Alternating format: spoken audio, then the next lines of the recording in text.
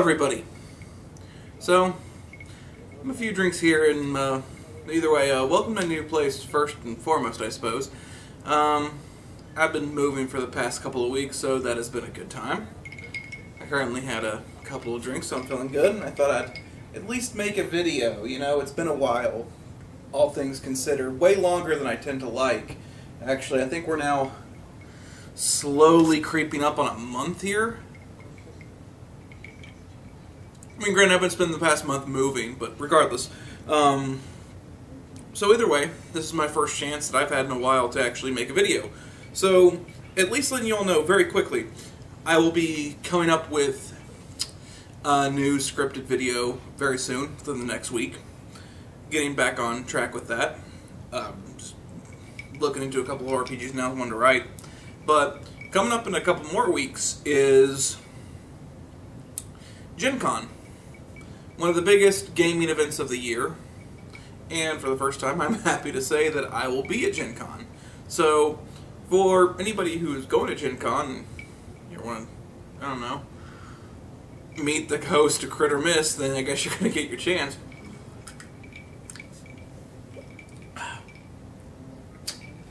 But regardless, this is easily not my first rodeo when it comes to conventions and whatnot, so I'm going to offer just a slight video, talking off the cuff right now, of something that I think is very important, and that is choosing your con games.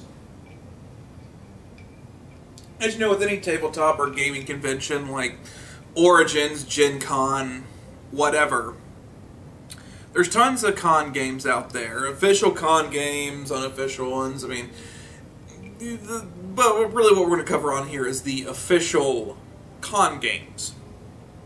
And there's thousands upon thousands of them that range from kid-friendly to adult-only to every game under the sun. Typically, there tends to be a pattern to them as well.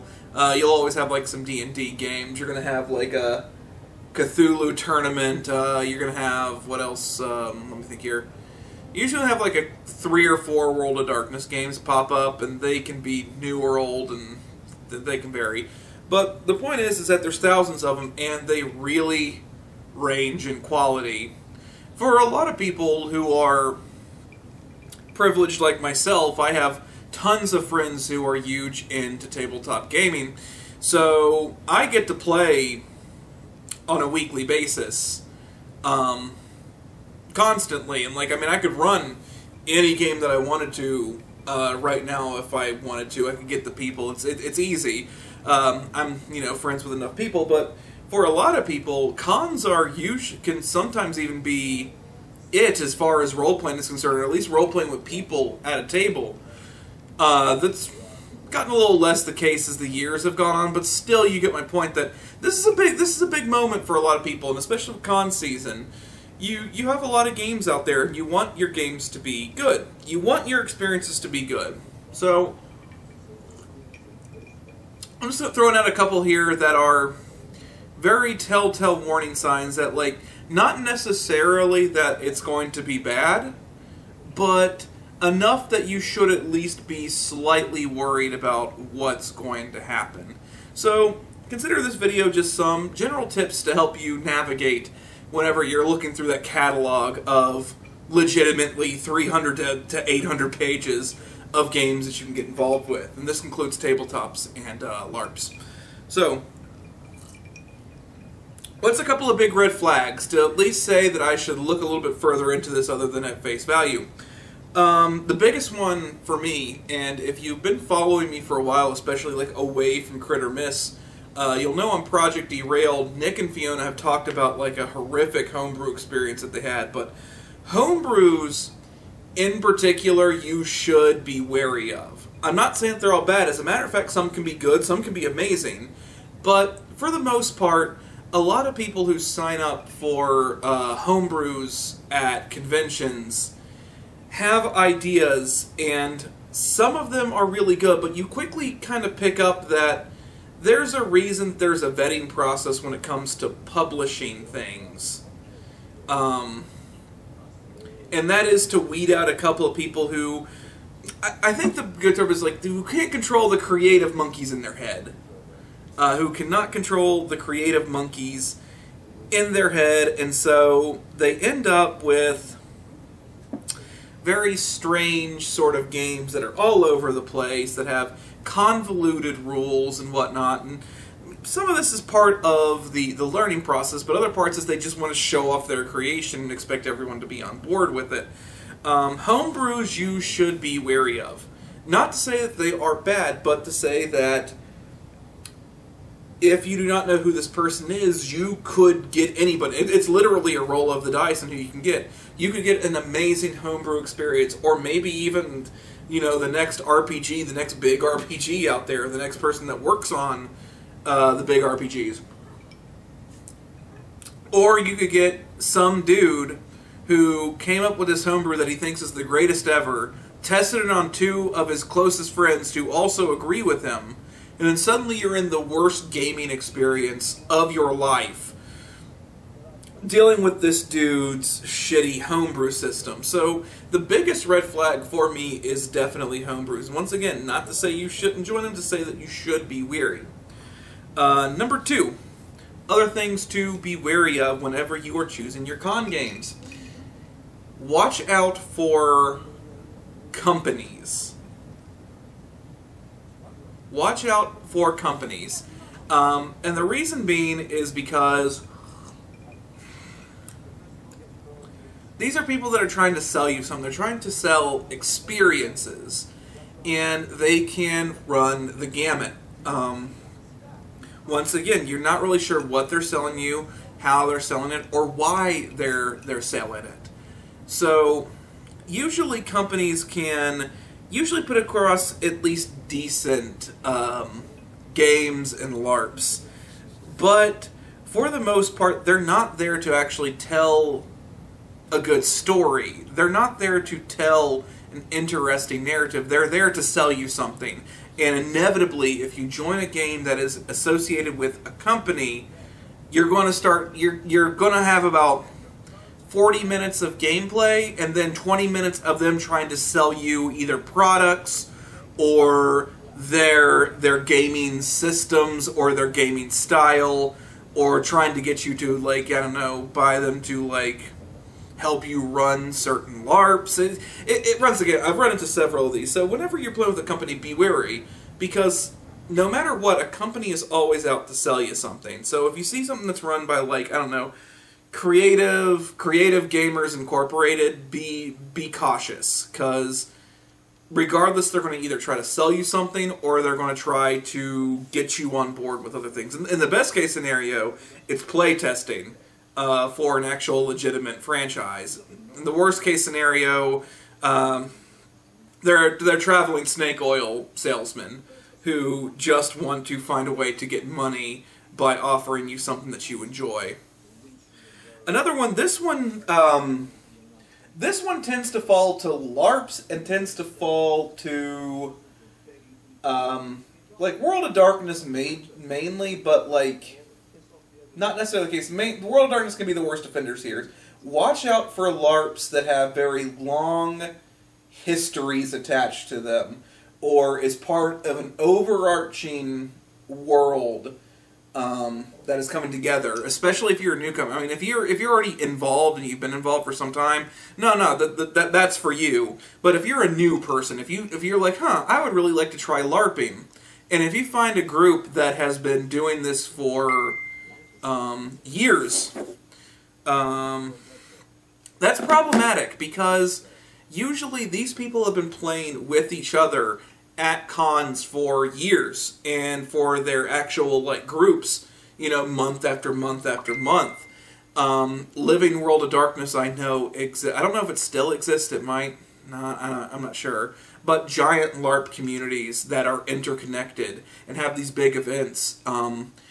You'll very quickly find in those events that you will be pushed to the periphery because nobody knows you, and you're not established in this world. So if you're trying out for your first time and you find one of these groups that have been playing for years, odds are you're going to get the shit end of the stick. Your character's going to get shit on.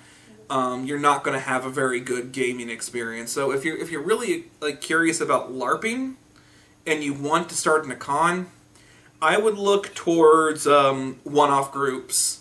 I would look towards groups that have no history or groups that are friendly towards newcomers. If you get involved in like the big, Vampire the Masquerade, Mind's Eye Theater, Living World of Darkness, annual meeting at the Gen Con, and you're a new player, you're gonna. I think the term that I always used to use, though this is kind of fading out of existence, is you're gonna be the one holding the bags. You're delegated to NPC or minor character that is there to let the other people who have been really into it for years have fun. So be cautious of those. Let's see some other things. You see, I'm sitting here talking about conventions now, trying to think, just naming off the top of my head. Let's see, we got through. All right, so we went through a couple of those. So,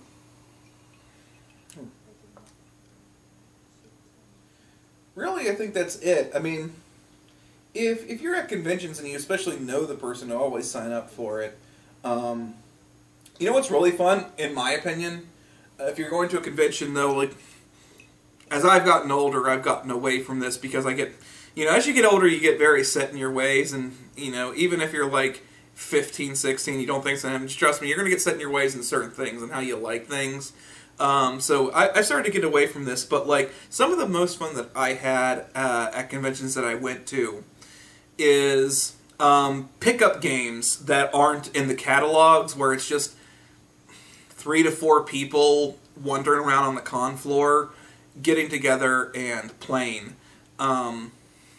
Those can be really fun. They can be also horrendous experiences, but they can be a lot of fun. I suggest that if you see some people that you're like really gelling with, maybe you talked to, you had a good time, actually start a pickup game on the con floor, or find like a vacant room where no one's doing a meet and greet, or one of the, was it seminar? Yeah, seminar, shit like that. Find one of those. You would be surprised at how much fun that you can have away from like pre-established worlds, and just meeting like new people. Like I said, I'm now very used to a very specific type of game. Like I have a lot of friends who I like to play with, but now there's a certain like group of types of people that I find to be difficult to play with, and I'm used now to, I like what I like. Let's just put it that way. I like what I like, so the idea of picking up random games kind of gone out the window for me. But let's say that you're a young 15, 16, 20-year-old, this might be your first con experience, and if you get with a group of people that you never met before that you're really gelling with, give it a try. Give it a try. Like, say, like, hey, let's play like a quick condensed version of Curse of Strahd, or just a quick, dirty dungeon crawl or something like that. Like, try shit like that. I mean, those can be surprisingly fun.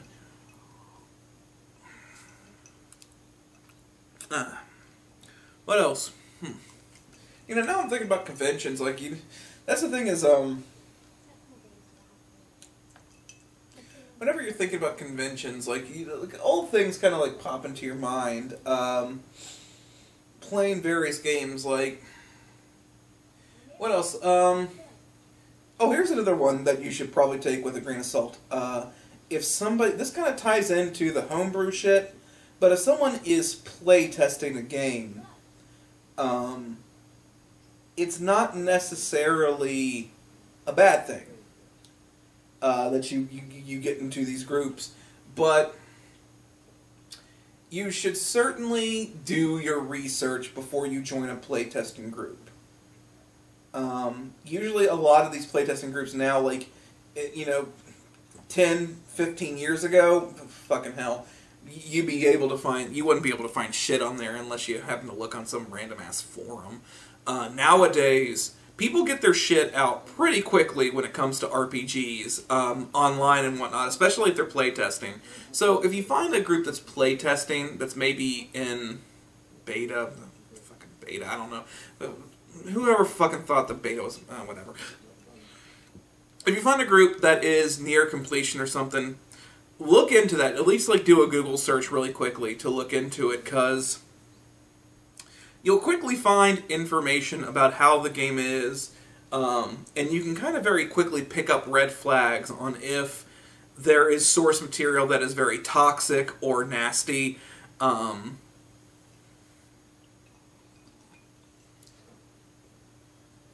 You can pick up on things that, like, the gameplay looks really bad. Even in some cases, you might even find people who who go to cons very frequently, talking about good or bad experiences they had with certain storytellers, especially certain playtesters. So I guess it's the same thing as like buying, you know, or looking up shit before you buy it online. Very simply, you know, you do a little bit of research. It'll go a long way to make sure you have a good con experience. Now, I'm saying this, you know, the thing is that some of the fun about cons too, like I feel like I might be taking shit from people in their con experiences, because sometimes the con experience itself, like a bad one, can be... Now, some of them are just horrendous and, like, they actually leave you with a feeling of just nastiness. But then you have some, I mean, like Nick and Fiona from Project Derailed, and Fiona, who's currently working on Aberrant, you know, they had a really bad con experience playing this horrific homebrew with these people, but this is a story they tell constantly to their friends and whatnot, and it actually becomes a very fun, jovial experience. You know, as you reminisce, as you think back to it. So, usually, so I guess this is kind of a, if you had a bad con experience, I would say to at least analyze it after it's over, after you've had a second to reminisce on it, and think about how this feels later. I mean, like, if you can turn it into, like, a kind of jokey story, like, wow, let's talk about all these con experiences. Like, did you remember the really shitty seminar that, I don't know, like, 5 assholes got together to talk about, who the fuck knows what? Do you really remember a lot that went on there? Probably not. A lot of the seminars can also be, I'll just say it, really crappy with people who are not experts, who are pretending to be experts. But you remember the really shitty game that was laughably bad. It's, you know, it's kind of like, do you remember a mediocre, forgettable movie? Or do you remember, like, Manos, The Hands of Fate? Or do you remember, Disaster Movie? Or do you remember, like, The Book of Henry? Or, Wish Upon? Like, it's shit like that where, like, you had maybe a bad experience going through it, but whenever you look back on it, it's like, wow, that was terrible and it was fun. So, I guess, like, this entire video is actually, like, how to avoid this shit, but even if you find yourself into it, analyze it, think about how it played out. And, I mean, if you had a horrendous experience and maybe somebody, really offended you, or was really a dick to you, or made you feel inferior, yeah, that's just bullying, that's just being a prick. Fuck that person. Yeah, go fuck that person. Tell them to shove it up their ass. I don't know. But if you look back and it's like, you know what? This is one of the more memorable things that came out of this experience. Sometimes, you know, there's a silver lining in the crap sandwich, I guess. I think that's about all I have to say about that, as con season is well underway, and as I'm sitting here just kind of, you know, thinking about things to say. You know, con season, it's well underway, and with Gen Con coming up, here are a couple of, you know, hopefully some tips that you can take out of this rambling video.